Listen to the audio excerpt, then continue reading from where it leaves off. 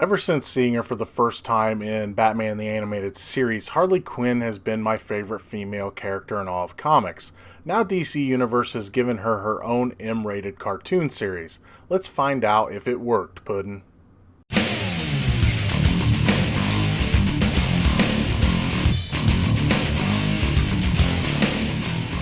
Hey everybody, what's going on? Welcome to an all-new Crossin Streams. As always, I'm your host, the real Geno Reynolds, and today we're going to be talking about the first episode of the DC Universe M-rated Harley Quinn series.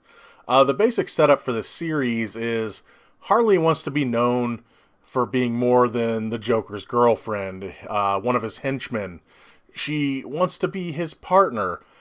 She wants to be his partner mainly because she loves him, and she also wants to be a member of the Legion of Doom. And of course, he's like, "Oh no, they don't let sidekicks in, and they only let partners in." He's like, "Oh no," because of course the Joker's using her, and she can't see it.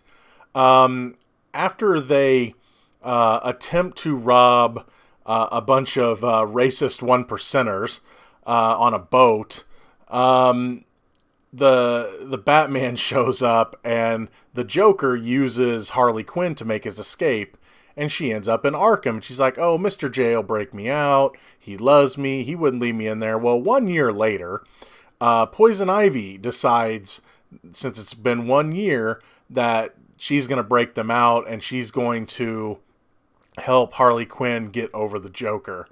And that's the basic setup of the series. I will say this, and I noticed this with Titans, which I know I haven't talked about Titans on the channel much, other than maybe some of my live streams, but a lot of this DC Universe M-rated stuff, it's trying to be edgy just to be edgy.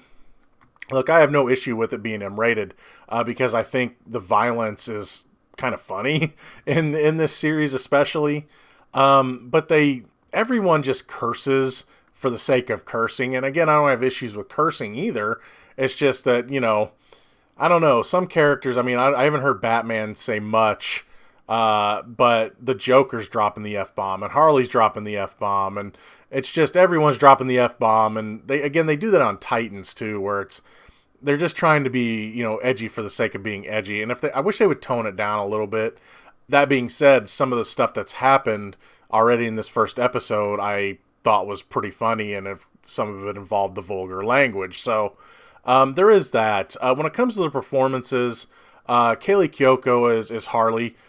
She's what you expect. I expect her to be fine in the role, and she does just fine. Granted, I would rather have an Arlene Sorkin or a Tara Strong in the role, but they're just trying someone new, and that's fine. She plays the role just fine.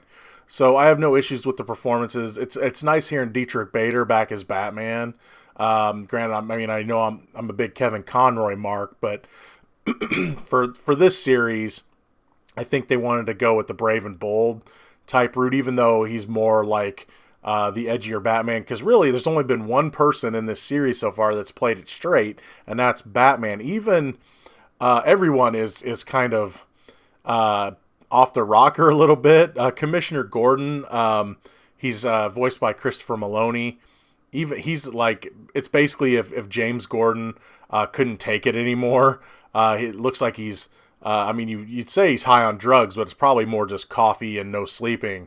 But he's just kind of off his rocker as well. That was a little off-putting, but it fits the cartoon, because just about everybody is kind of off their rocker a little bit in this. And you could even say that maybe this show is in her head, but I doubt it. It's just they wanted to create this kind of awkward Gotham, and I think that's what they're going for. So yeah, the performances are fine. I don't have really any issues with the performances. Alan Tudyk is the Joker. I do like him as the Joker. I won't say he's like my favorite. Of course, that's always going to be Mark Hamill. But he does just fine, and I like the performance. It is weird, again, hearing the Joker curse. It's just, again, the cursing part, I just felt, again, they were just cursing for the sake of cursing. But the performances, all in all, are pretty good. The story itself, it's just basically it's Harley Quinn trying to get her independence from the Joker, even though the Joker's playing mind games with her.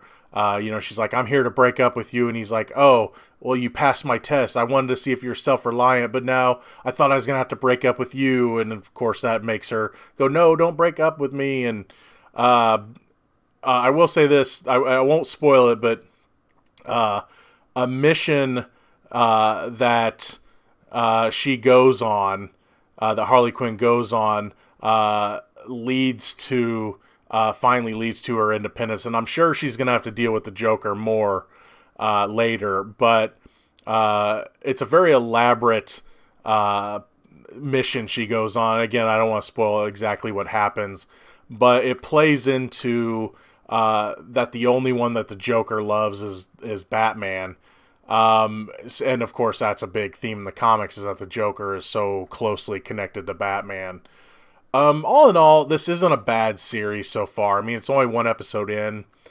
I'm not sure how long I'm gonna be able to enjoy the chaos. I'm hoping they tone it down just a little bit, because I think if every character is kind of crazy, and it's kind of spastic, that might get kind of old. And again, seeing James Gordon was a bit off-putting, but then again, we're also dealing with a lot of the villains. We get the Riddlers in this, we got Poison Ivy, and I know we're going to see some other villains as well as the series goes on. Again, I did enjoy this first episode, and I am looking forward to the next one, but I really hope that it gets a little less spastic. I was happy, though, that they didn't turn Harley Quinn into Deadpool. Whenever they showed the first teaser, one of the first teasers, and she's talking to the audience, I'm like, please don't let them just turn this into Deadpool. I mean, they already did that with Ultimate Spider-Man, which I love the Ultimate Spider-Man cartoon, but he was basically acting like Deadpool, and then when Deadpool finally showed up on that show, he made fun of it. And I was afraid that that's what they were going to do, is they're going to turn Harley into Deadpool, and she was going to talk to the audience. And granted, it may happen, I don't know. But as of right now, it hasn't happened. I do like she has to get her independence from the Joker. See, she's dressed up in the old red and black outfit, the full bodysuit outfit at the beginning, and then she takes off the costume and kind of looks more like she does in the comics lately. And that's kind of her independence look, and she kind of has the hair from like Suicide Squad with the pigtails and everything. So I like what they're doing there. I like the story so far. Again, I'm afraid it's going to be too spastic all the way through, but you never know. It may tone down a little bit. I seriously doubt it, being that that's kind of the tone they're going for with a lot of their characters. I've seen some of the pictures and stuff of what characters are going to be joining her later. And I think kind of the main point is she's going to try to either make her own super group or super villain group, or she's going to try to become her own villain so she can join the Legion of Doom. I'm not sure how that's going to work out, but all in all, I am looking forward to the next episode, and I did enjoy this one. Again, I have some gripes, and I have a feeling they're not going to go away, but I can still see myself enjoying this series as a whole anyway. That's going to be all for this edition of Crossin Streams. If you like what you've heard here, please subscribe to the Real Geno YouTube channel, like this video. You have anything to say about the first episode of Harley Quinn, please feel free to leave a comment in the section below. Till next time, I'm your host, the Real Geno, Geno Reynolds. See you later.